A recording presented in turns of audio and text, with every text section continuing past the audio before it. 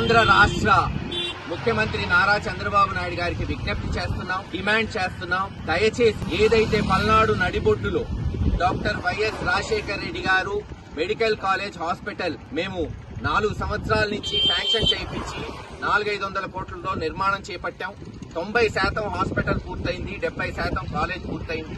దయచేసి దీని మీద మీరు దృష్టి పెట్టి, ఇప్పటికే సంవత్సరం నుంచి స్థానిక శాసనసభ్యులు కానీ పార్లమెంట్ సభ్యులు ఎవరూ దీన్ని పట్టించుకోలేదు.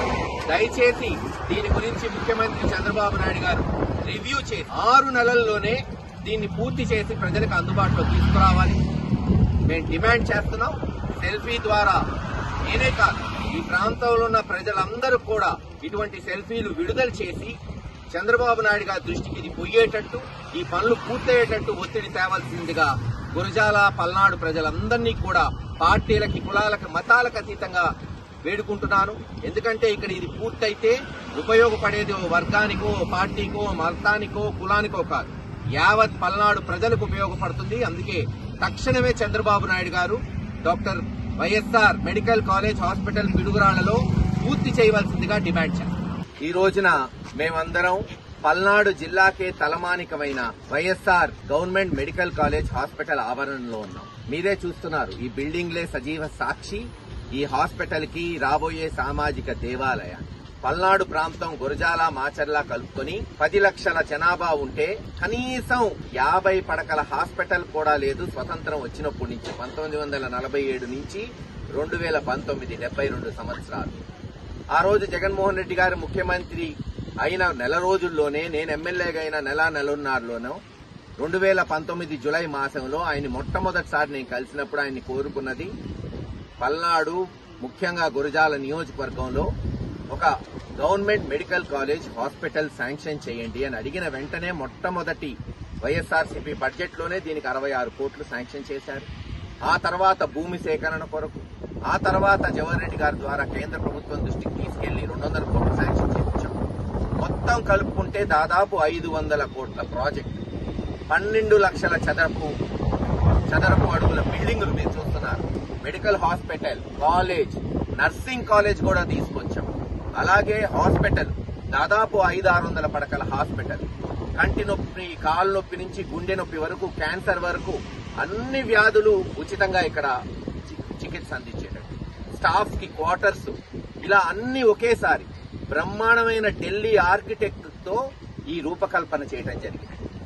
50 ఎకరాలు హైవేకి విస్తరంగా, కేవలం మన జిల్లానే కాదు, అవసరమైతే హైవేలో ఎక్కడైనా యాక్సిడెంట్ జరిగితే తెలంగాణ వాళ్ళు కూడా ఉపయోగపడేటట్టు దీన్ని నిర్మాణం మొదలుపెట్టి 2-3 సంవత్సరాల క్రితం హాస్పిటల్ మీరు చూస్తే 90% పూర్తయింది. కాలేజీలు 70% పూర్తయింది 2024 జూన్ కల్లా. ఆ రోజు వైఎస్ఆర్ మెడికల్ కాలేజ్ హాస్పిటల్ ప్రారంభం కూడా చేశాం మేము. ఇంకా పరికరాలు కానీ, బెడ్స్ కానీ, దీంట్లో కావాల్సిన సామాగ్రి మొత్తం కూడా కాంట్రాక్టర్ దాంట్లోనే ఉంది. దానికి మళ్ళీ సపరేట్ గా కాంట్రాక్ట్ చేయక్కర్లేదు, వేరే వాళ్ళు తేక్కర్లేదు, వాళ్లే తెచ్చి పెడతారు. కేవలం గవర్నమెంట్ డాక్టర్స్ ని, నర్సుల్ని గవర్నమెంట్ అలొకేట్ చేసి వెంటనే హాస్పిటల్ మొదలుపెట్టిండొచ్చు. జూన్ కల్లా సంవత్సరం దాటిపోయింది, హాస్పిటల్ మొదలు పెట్టినట్టున్నారు. అంత నిర్మానుషంగా ఏదో 50 మంది, 1000-1500 మంది పనిచేసేవాళ్ళు. ఒక్కొక్కసారి నైట్ అంతా కళకళలాడుతూ లైట్స్, దారిన హైవే మీద పోయేవాళ్లు. అనేక మంది తెలుగుదేశం నాయకులు కూడా నాకు ఫోన్ చేసి చెప్పేవాళ్లు, సార్ ఏంది సార్ బ్రహ్మాండంగా కళకళలాడుతుంది, అంత పెద్ద ప్రాజెక్ట్ వచ్చింది. కానీ సంవత్సరం నుంచి తెలుగుదేశం అధికారంలోకి వచ్చినప్పటి నుంచి దీనిని మూలలు పడేశారు. ఈ రోజుకి కూడా ఏ యాక్సిడెంట్ జరిగినా, ఎవరు ప్రసవించాలనుకున్నా ఈ ప్రాంతం అక్కడ వెల్దుర్తి, మాచర్ల, గురజాల, రేకులగడ్డ, మాచవరం, లేదు దైదా, తేలుకొట్ల నుంచి నర్సరావుపేట పోవాలి, గుంటూరు పోవాలి. అదే గనక మనం ఆ 100-200 పడకల హాస్పిటల్ సంవత్సరం క్రితం మనం గనక ఓపెన్ చేస్తుంటే హాయిగా ఈ పాటికే ఇక్కడే ప్రజలకి వైద్య సేవలు అందుబాటులో వచ్చాయి. ఈ సంవత్సరం కల్లా కాలేజ్ పూర్తయ్యేది. హాస్పిటల్ పోయిన సంవత్సరం ఓపెన్ చేసి ఈ సంవత్సరం కాలేజ్ పూర్తయి ఉంటే బ్రహ్మాండంగా మెడికల్ సీట్లు వచ్చాయి. ప్రతి సంవత్సరం 100 మంది పిల్లలు ఈ కాలేజీలో చదువుకుంటారు. ఆలోచించండి, ఈ రోజు పల్నాడు ప్రాంతంలో కులం ఏదైనా గానీ, మతం ఏదైనా గానీ, పార్టీ ఏదైనా గానీ బ్రహ్మాండంగా చదువుతున్నారు మన బిడ్డలు. ఇంజనీర్లు అవుతున్నారు, అమెరికాలు పోతున్నారు, డాక్టర్లు అవుతున్నారు. కానీ ఒక్కళ్ళన్నా ఈ ప్రాంతంలో చదువుకుంటున్నారా? లేదు. గుంటూరు, విజయవాడ, హైదరాబాద్, నర్సరావుపేట పోయి హాస్టళ్లకి సంవత్సరానికి 50,000 లక్ష రూపాయలు అదనంగా ఖర్చు పెట్టి ఆడ చేరాల్సి వస్తుంది. మళ్ళీ ఫీజులు తడిసి మోపిడవుతాయి. అదే ఇది గవర్నమెంట్ మెడికల్ కాలేజ్. మెడికలే కాదు, నర్సింగ్ కూడా తీసుకొచ్చాం. దీనికి ఆల్రెడీ శాంక్షన్ చేయించాం కేంద్ర ప్రభుత్వం దృష్టికి తీసుకెళ్లి జవహర్ రెడ్డి గారు. మరి 2 కాలేజీలు వచ్చాయి. అనుబంధంగా యాన్సిలరీ ఫార్మసీ కాలేజీలు, ఇంజనీరింగ్ కాలేజీలు పెట్టి అంత స్థలం. అందుకే నేను 50 ఎకరాలు తీసుకున్నాను. నా చిన్ననాటి కళ ఒక మెడికల్ కాలేజ్ పల్నాడు ప్రాంతంలో స్థాపించాలని. కారణం బ్రహ్మాందరెడ్డి గారు ఉన్నప్పుడు SSN కాలేజ్ లేదు, నర్సరావుపేటలో కాసు రాఘవమ్మ బ్రహ్మాందరెడ్డి కాలేజ్, మాచర్లో డిగ్రీ కాలేజ్, గురజాల్ నియోజకవర్గంలో అనేక జూనియర్ కాలేజీలు వచ్చినాయి. కాసు వెంకటరెడ్డి గారు అనేక జిల్లా పరిషత్ చైర్మన్ గా హై స్కూల్స్, బ్రాహ్మణపల్లిగా అనేక స్కూల్స్, కాసు కృష్ణారెడ్డి గారు మంత్రిగా ఉన్నప్పుడు నర్సరావుపేటలో 5-6 ఇంజనీరింగ్ కాలేజీలు ప్రైవేటు, JNTU తీసుకొచ్చాం నర్సరావుపేట. అలాగే నేను రాజకీయాల్లో వస్తే ఒక మంచి మెడికల్ కాలేజ్ తెస్తే దానికి బాగుంటుందని వాస్తవంగా నర్సరావుపేటలో ఒక 20 ఎకరాల్లో హాస్పిటల్ కూడా శాంక్షన్ చేయించాం లింగంగుంటలో. కానీ నా అదృష్టం జగన్మోహన్ రెడ్డి గారి దయ వల్ల గురజాలు రావటం, ఇక్కడ గెలవటం. ఇక్కడ ఇంకా ఆవశ్యకత ఎక్కువ ఉంది మెడికల్కి, వైద్యానికి, విద్యకి. అందుకని పట్టుబట్టి సెంట్రల్లో ఉంటుంది. ఇటు పిడుగురాళ్ల పట్టణం దగ్గర, రైల్వే జంక్షన్, రైల్వే స్టేషన్ దగ్గర, హైవే ఎదురు. ఇటు మాచవరం మండలం చూసుకుంటే వెనుకబడిన మాచవరం మండలం 4 కిలోమీటర్, దాచేపల్లి 10 కిలోమీటర్. అంతేకాదు మాచర్ల నుంచి కూడా అతివేగంగా గురజాల నుంచి రావాలని 400 కోట్లతో హైవే తీసుకొచ్చాం. అయిపోయింది కూడా హైవే. మీరు మాచర్ల గురజాల నుంచి 15-20 నిమిషాల్లో వచ్చేయచ్చు హాస్పిటల్. ఇలా అన్ని మౌలిక సదుపాయాలు కల్పించాం. కానీ దురదృష్టకరం 2019 తర్వాత మేము కట్టిన తర్వాత మొన్న 2024లో దురదృష్టకరం తెలుగుదేశం ప్రభుత్వం వచ్చింది.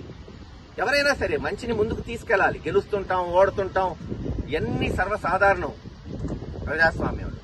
ఇప్పుడు ఏం చేస్తున్నారు తెలుగుదేశం ఎమ్మెల్యే, ఎంపీ? అసలు దీన్ని పట్టించుకోవట్లా. ఇప్పటి వరకు ఒక రివ్యూ లేదు. ఇంత పెద్ద ప్రాజెక్టు, 70% పూర్తయిన ప్రాజెక్టు కాలేజీలు, 90% హాస్పిటల్ పూర్తయి అందుబాటులో ఉన్న ప్రాజెక్టు ఒక్క రోజన్నా రివ్యూ చేశారా? లేదు. మంచి చేస్తే తప్పేంటి? ఎవరు కడితే ఏముంది, ఎవరు పూర్తి చేస్తే ఏంది? ప్రజలకు అందుబాటులో వస్తాయి కదా. తక్షణమే ఈ నాయకులు ఎటు పట్టించుకోరు కాబట్టి వైఎస్ఆర్సీపీ పార్టీ డిమాండ్ చేస్తున్నాం. చంద్రబాబు నాయుడు గారు వెంటనే దీన్ని పునఃప్రారంభించి పనులు ఆపకుండా వేగవంతంగా చేసి ఈ 6 నెలల్లోనే పూర్తి చేయాలి, అందుబాటులోకి తీసుకురావాలి. దానికే ఈ సెల్ఫీల ద్వారా ముందు ఒక ఉద్యమం చేపట్టబోతున్నాం. అది ఈ రోజు నుంచే నాంది పలుకుతున్నాం. ప్రతిరోజు గురజాల నియోజకవర్గంలో ఉన్న వైఎస్ఆర్సీపీ నాయకులు మీరు రోడ్డు మీద నిలబడి సెల్ఫీలు తీసుకొని ఈ కాలేజ్ ఉన్న ఆవశ్యకత ప్రజలకు తెలియజేస్తూ ఈ ప్రభుత్వం మీద ఒత్తిడి తీసుకొద్దాం. అలాగే హైకోర్టులో కూడా ఒక ప్రజా ప్రయోజనాల వ్యాజ్యం వేయబోతున్నాము. అందరం కలిసి వెంటనే ఇది పూర్తి చేయాలని ప్రెషర్ తీసుకురాబోతున్నాం గవర్నమెంట్ మీద. ఎలాగైతే మనం మూసేసిన సిమెంట్ ఫ్యాక్టరీని తెరిపించాము, ఎలాగైతే జానపాడు బ్రిడ్జ్ ని మనం చేపించామో ఈ ప్రభుత్వం చేత, అలాగే దీన్ని కూడా వదిలిపెట్టే ప్రసక్తే లేదు. ప్రతిపక్షంగా మన బాధ్యత వహిస్తూ ఈ ప్రాజెక్టు పూర్తయ్యే వరకు మన పోరాటం కొనసాగుదాం. గొప్ప నాయకుడు వైఎస్ రాజశేఖర రెడ్డి గారు ఆరోగ్యశ్రీ అనే పథకాన్ని మొట్టమొదటిసారి భారతదేశంలో తీసుకొచ్చి మరి ఎంతో మందికి వైద్య సేవల ద్వారా ప్రాణానికి పోసిన వ్యక్తి. అందుకే ఆయన పేరు మీద నామకరణ చేసి గవర్నమెంట్ ఆర్డర్ తీసుకొచ్చి ఓపెనింగ్ కూడా చేశాం. Phase 1 doctor YSR medical college అని. ఖచ్చితంగా ఇది పూర్తి అవ్వాలి. కానీ ఒకళ్ళిద్దరు తెలుగుదేశం నాయకులు చిల్లర రాజకీయాలు చేసేవాళ్ళు అంటున్నారు పేరు మారుస్తారంట. సిగ్గుండాలి. మీకు ధైర్యం ఉంటే పోయి చంద్రబాబు నాయుడు గారి దగ్గర పోరాడి మరొక మెడికల్ కాలేజ్ తీసుకురండి. పల్నాడుకి ఉండకూడదని ఏం లేదే. హైదరాబాద్ చుట్టూరు ఎన్ని గవర్నమెంట్ మెడికల్ కాలేజెస్ ఉన్నాయి? గుంటూరులో ఎన్నున్నాయా? 4-5 మెడికల్ కాలేజెస్ ఉన్నాయి. మరి మనకి 10-15 లక్షల జనాభా జిల్లా చూసుకుంటే దాదాపు 14 లక్షల మంది ఓటర్లు, 20 లక్షల జనాభాకి ఇది ఒక్కటే మెడికల్ కాలేజ్. ఇంకోటి పెట్టించండి.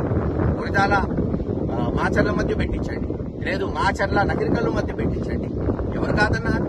మీకు ఇష్టం వచ్చిన పేరు పెట్టుకోండి. ఎన్టీ రామారావు గారి పేరు పెడతారా, చంద్రబాబు నాయుడు గారి పేరు పెడతారా, లేదు లోకేష్ గారి పేరు పెడతారా, పెట్టుకోండి.